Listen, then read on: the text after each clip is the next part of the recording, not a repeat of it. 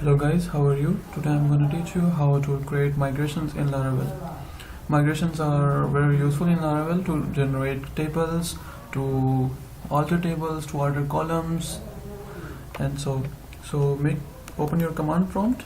I'm going to use git bash. It is a very powerful command line tool basically.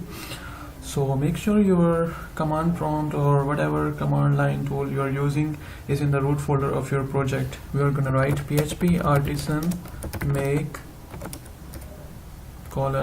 migration and our migration name, create users table. Make sure to follow the proper syntax and make sure that create users table is unique. There shouldn't be any other class create users table because a class should be unique. So when we press enter, it says created migration create users table. So this migration is created in database migrations folder. We can see that our file is created create users table. Because we followed the proper syntax, it has generated two columns basically automatically for us, increments and timestamps. Increments ID is basically an auto increment ID, and timestamps is created at and updated at columns.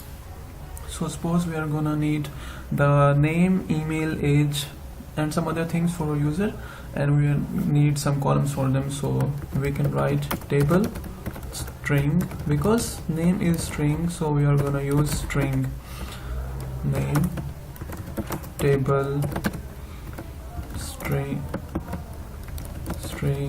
email is also string, so we're gonna use string. Now we need age for our user.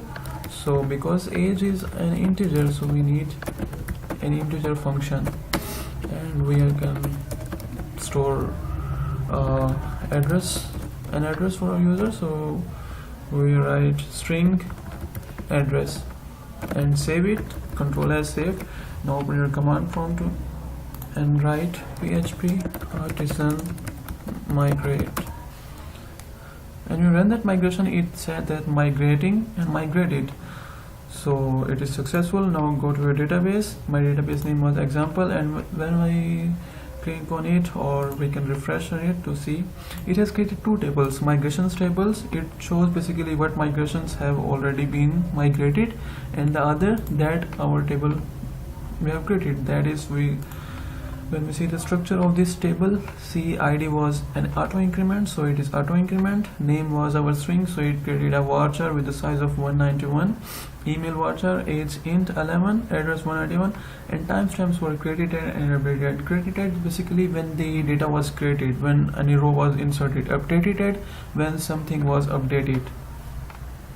Hopefully